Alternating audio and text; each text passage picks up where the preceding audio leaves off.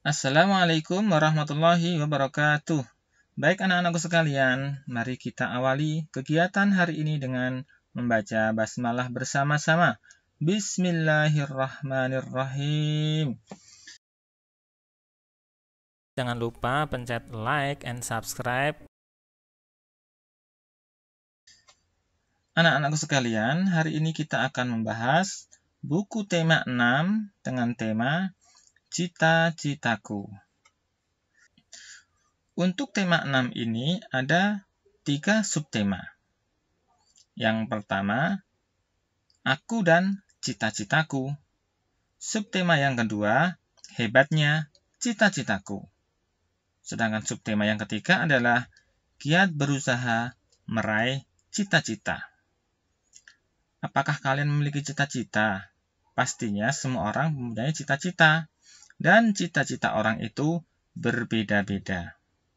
Nah, sekarang yang kita pelajari adalah muatan PKN yang ada di pembelajaran yang ketiga, subtema 1.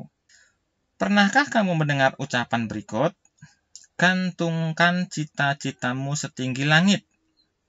Kalimat itu mengajak kita agar berusaha sekuat tenaga, mencapai cita-cita. Artinya, kita harus selalu bersemangat dan tidak boleh mudah menyerah. Maka kita harus memiliki cita-cita yang sangat tinggi dan tidak boleh menyerah. Benny berjalan beriringan dengan Made. Made tertarik dengan sebuah gulungan koran anak yang dibawa Benny. Apa yang kamu bawa, Ben? Tanya Made. Aku ingin menunjukkan sebuah artikel di koran ini kepada Bu Guru. Jawab Benny sambil tersenyum. Artikel tentang apa itu, Ben? Aku jadi penasaran. Kata Made tidak sabar. Ini tentang seorang pemuda yang berani, kawan. Walaupun masih muda, ia telah menjadi peternak dan pengusaha yang hebat. Kata Benny bangga. Wah, hebat. Bolehkah aku membacanya sekarang? Pinta Made tidak sabar. Hanya untuk kawanku, kau boleh membacanya sekarang sebelum aku memberikannya kepada Bu Guru. Jawab Benny sambil mengulurkan gulungan koran anak tersebut kepada Benny. Nah, isi dari artikel itu adalah peternak muda dari Malang. Coba kita baca bersama-sama artikel ini. Menjadi pengusaha di usia muda mungkin bukan tujuannya. Ia hanya ingin membangun usaha mandiri seusai kuliah. Seorang pemuda bernama Tiono merintis usaha peternak bebek potong sejak tahun 2006. Dengan modal seadanya, berbekal ilmu peternakan yang didapatnya dari tempat ia belajar di Universitas 11 Maret, ia memulai usahanya. Usaha peternakan bebek potong ia kembangkan hingga pada tahun 2007 ia mendapat inspirasi baru. Ketika melihat hewan-hewan kurban, ia berpikir untuk memulai membangun sebuah peternakan sendiri. Untuk mendapatkan dana, ia membentuk sebuah kelompok bersama dan mengumpulkan dana dari teman-teman semasa kuliah. Setahun kemudian, Tiono berhasil memiliki sebuah lahan. Meski lahannya itu tak terlalu besar, ia dapat membangun beberapa kandang untuk mulai beternak sapi. Setelah usahanya berjalan, berikutnya ia mengembangkan usahanya untuk membangun peternakan dan pemotongan ayam. Usaha Tiono kian membesar. Kini, ia telah memiliki usaha ternak ayam, bebek, sapi. Berikut pemotongannya. Ia pun mengolah limbah peternakan untuk dijadikan pupuk. Meskipun kini usahanya kian membesar, ia tidak cepat puas. Ia bermimpi bisa memenuhi pasokan daging sapi di Jakarta yang saat ini masih impor dari luar negeri. Jadi ini sebuah cerita yang sangat luar biasa. Di usianya yang masih sangat muda, dengan kerja keras, maka akhirnya ia berhasil menjadi seorang pengusaha muda.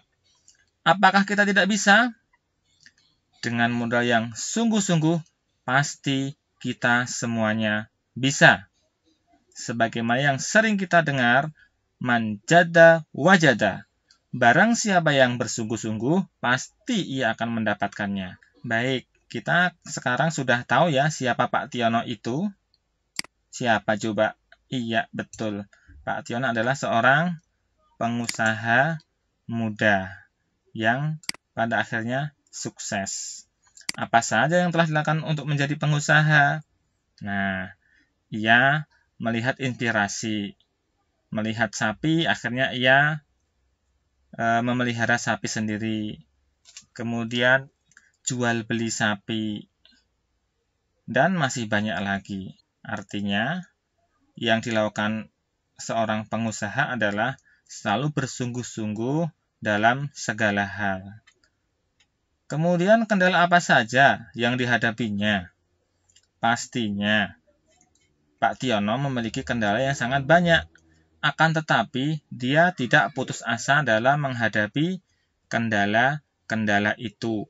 Mulai dari keuangan yang sedikit, akhirnya mengumpulkan dana, dan lain-lain. Apakah mimpinya Pak Tiono? Ya, mimpinya menjadi pengusaha yang sukses dan akan memberikan pasokan daging yang ada di Jakarta yang saat ini masih impor. Nah, jadi beternak merupakan kegiatan pengembangbiakan hewan ternak untuk memenuhi kebutuhan manusia. Hewan ternak adalah hewan yang dipelihara manusia untuk memenuhi kebutuhan manusia. Hasil hewan ternak yang dapat dimanfaatkan berupa telur, daging, susu, dan kulitnya. Pemanfaatan tersebut tergantung jenis ternaknya. Adakah kegiatan beternak di sekitar tempat tinggalmu? Nah, pasti ada. Coba kita mengamati gambar yang ada di bawah ini. Yang pertama adalah gambar ternak ayam. Apa yang dapat diambil dari ayam ini? Oh, ada banyak. Bisa diambil telurnya. Bisa juga diambil dagingnya. Jadi kedua-duanya ini bisa dimanfaatkan. Sekarang kalau gambar sapi, coba gambar yang nomor 2 ini gambar sapi. Kira-kira apa yang bisa dimanfaatkan? Ya, ada lebih banyak lagi yang dapat dimanfaatkan. Misalnya, dengan beternak sapi, orang bisa mendapatkan dagingnya. Kemudian bisa mendapatkan susunya.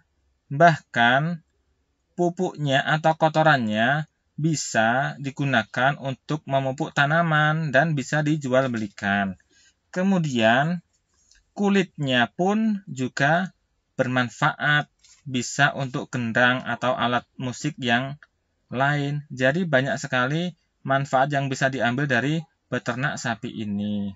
Kemudian yang ketiga, kalau bebek, iya ada telurnya, ada dagingnya, kotornya bisa untuk pupuk tanaman. Sama halnya dengan kambing, nomor 4 ini. Kambing juga bisa diambil dagingnya, bisa diambil susunya, nah dan lain-lain. Jadi masih banyak lagi. Nah, selain beternak, kegiatan pertanian merupakan kegiatan yang paling banyak dilakukan masyarakat Indonesia. Sebagai negara agraris, Indonesia memiliki lingkungan alam yang mendukung tumbuhnya aneka jenis tanaman pertanian. Kondisi tersebut menghasilkan produk pertanian dengan kualitas yang sangat baik. Perhatikan gambar-gambar hasil pertanian masyarakat Indonesia berikut ini. Ada mangga, ada apel, ada sayuran brokoli, wortel, kembang kol, dan masih banyak lagi. Pada intinya berarti bahwa kegiatan-kegiatan yang ada di sekitar kita sangatlah beragam. Jadi ada banyak sekali kegiatan, ada yang menjadi peternak, ada juga yang menjadi seorang petani, baik itu petani buah maupun petani sayur. Namun apapun yang kita lakukan atau yang mereka lakukan, hidup rukun sangatlah perlu dan sangatlah penting. Nah, pada intinya, Indonesia memiliki wilayah yang sangat luas, kondisi alam yang berbeda-beda. Perbedaan lingkungan alam itu menyebabkan perbedaan potensi sumber daya alam dan kegiatan penduduk. Sumber daya alam ada berbagai macam. Ada sumber daya alam yang dapat diperbaharui, tetapi ada sumber daya alam yang tidak dapat diperbaharui. Jadi, apa yang kita pelajari tadi, kita menjadi tahu ya, bahwa Indonesia memiliki wilayah yang sangat luas dan kondisi alam yang berbeda-beda. Dan perbedaan lingkungan alam itu menyebabkan perbedaan potensi sumber daya alam dan kegiatan penduduk. Ya, baik, untuk pembelajaran hari ini cukup itu dulu. Semoga bisa kita pahami dan bisa bermanfaat. Assalamualaikum warahmatullahi wabarakatuh. Jangan lupa pencet like and subscribe untuk membantu mengembangkan video kami. Terima kasih.